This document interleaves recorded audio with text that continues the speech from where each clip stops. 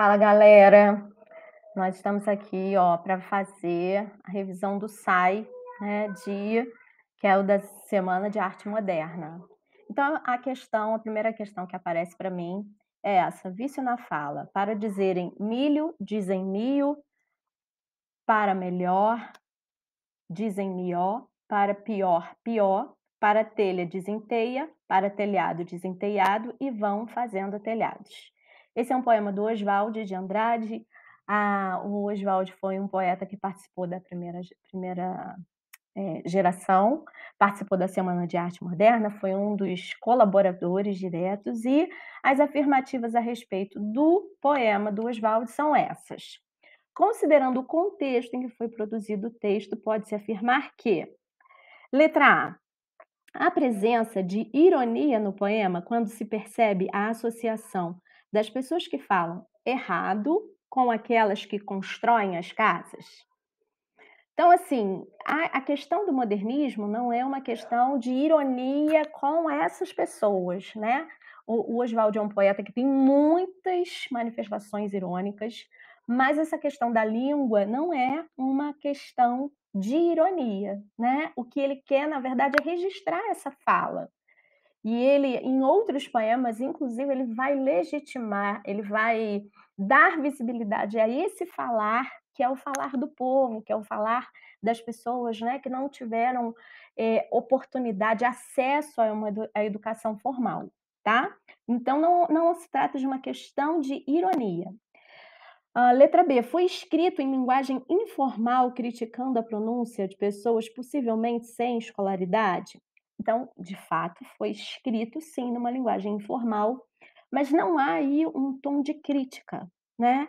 Mais uma vez, o que se quer nessa primeira geração do modernismo é dar visibilidade, é mostrar, olha, há uma língua que é a língua do povo, que é a língua falada, que é uma língua diferente do que a gramática estabelece como padrão, né. Então não há esse tom, de crítica, tá, crítica a essa língua popular. A crítica que se faz é justamente dessa diferença, desse abismo que separa a norma da língua do povo. Letra C. Pela sua composição estrutural, presença de rimas e conteúdo rígido, trata-se de um soneto. Gente, vamos combinar, né? Lembrando, o que é um soneto? Né? Um soneto é um poema que é dividido em 4 estrofes, sendo que as 2 primeiras são compostas por 3 versos, não, por 4 versos, melhor dizendo, né? Que são os quartetos, e as 2 últimas são os tercetos, né? São 2 estrofes compostas por 3 versos. Então, olha só esse poema. Quantas estrofes, quantos versos nós temos? Isso é um exemplo de soneto? Letra D. Tem-se um exemplo de ode devido ao seu tamanho e à sua síntese?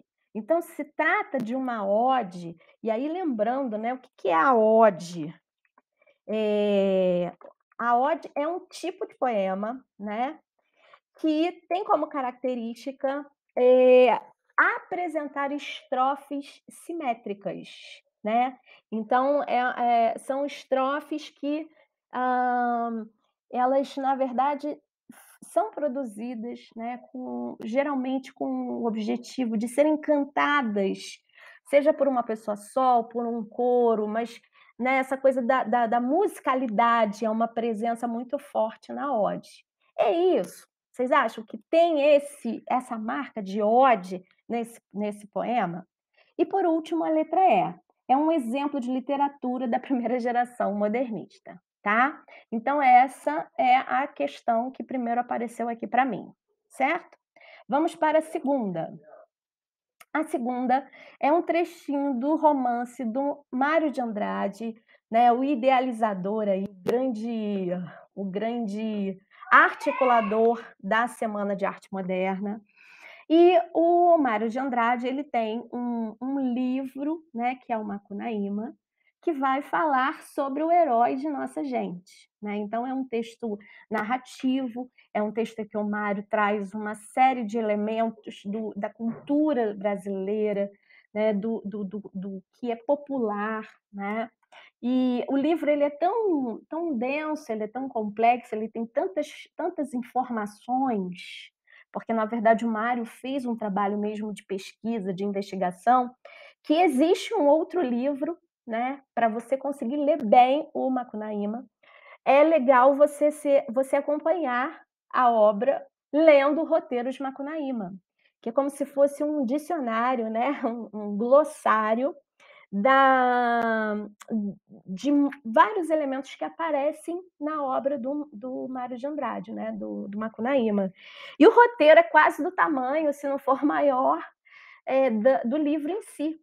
Então é uma mostra, né, dessa complexidade aí da escrita do Mário, tá.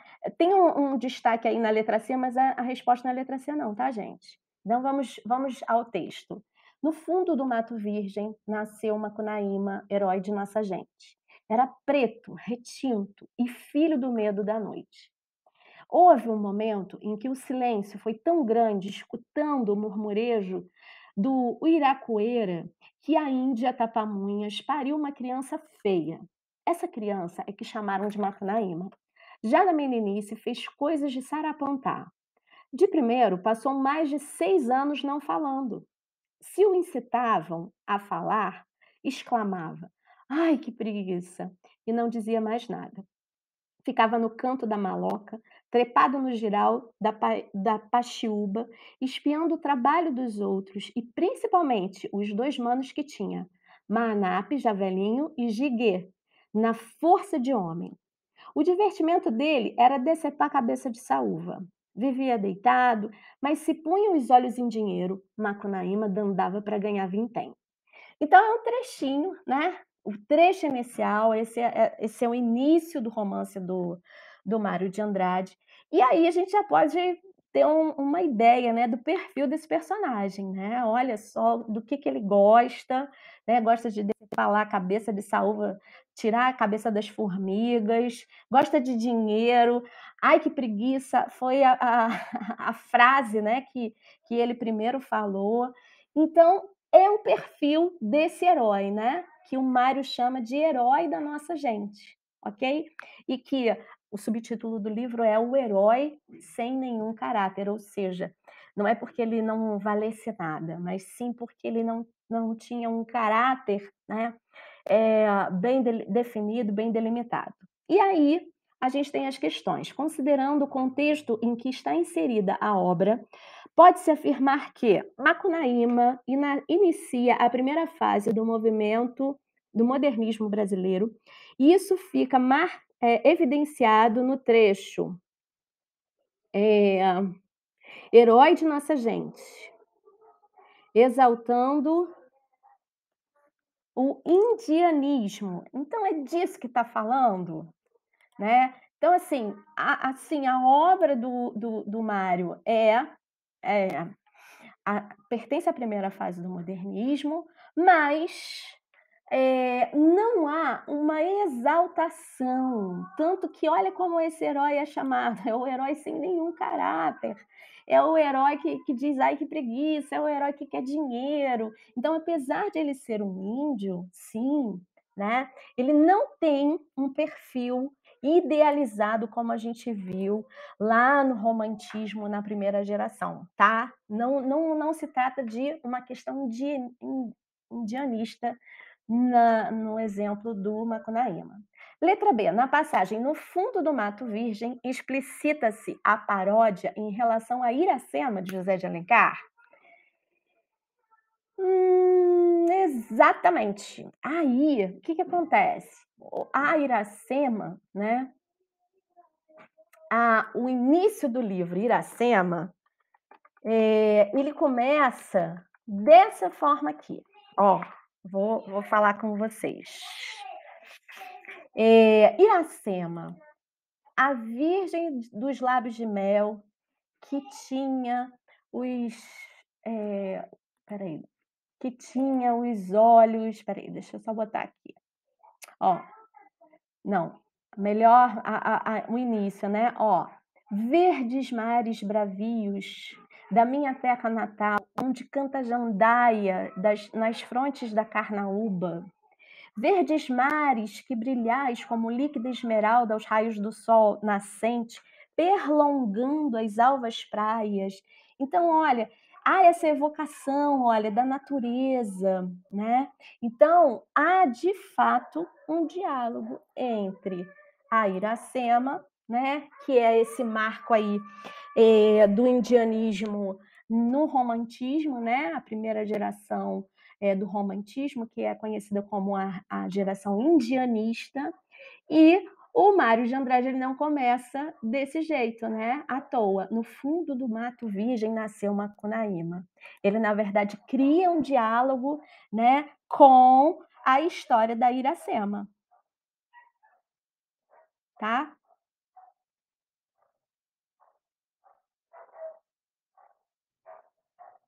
Muito além daquela serra onde, azul no horizonte, nasceu Iracema. Iracema, a virgem dos lábios de mel, que tinha os cabelos mais negros que a asa da graúna e mais longos que seu talhe de palmeira. O favo de jati não era doce como seu sorriso, nem a baunilha recendia no bosque como seu hálito perfumado.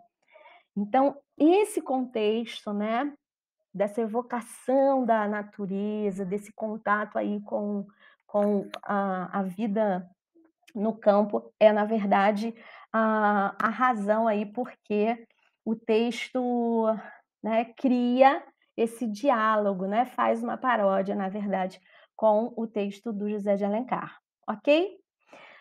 A próxima questão é a questão que vai falar sobre a semana em si, né? E aí vocês precisam descobrir quais são as opções que estão corretas, ok? Então, a primeira afirmativa que a gente tem aí. Não, primeiro vamos ler o trechinho lá em cima, né? Em 1922, a Elite Cafeicultora Paulista alugou o Teatro Municipal de São Paulo pelo equivalente a R$ 20.000 para receber um novo tipo de arte, fortemente influenciada pelas vanguardas europeias e que refletia o progresso e a industrialização que a cidade vivia naquele momento.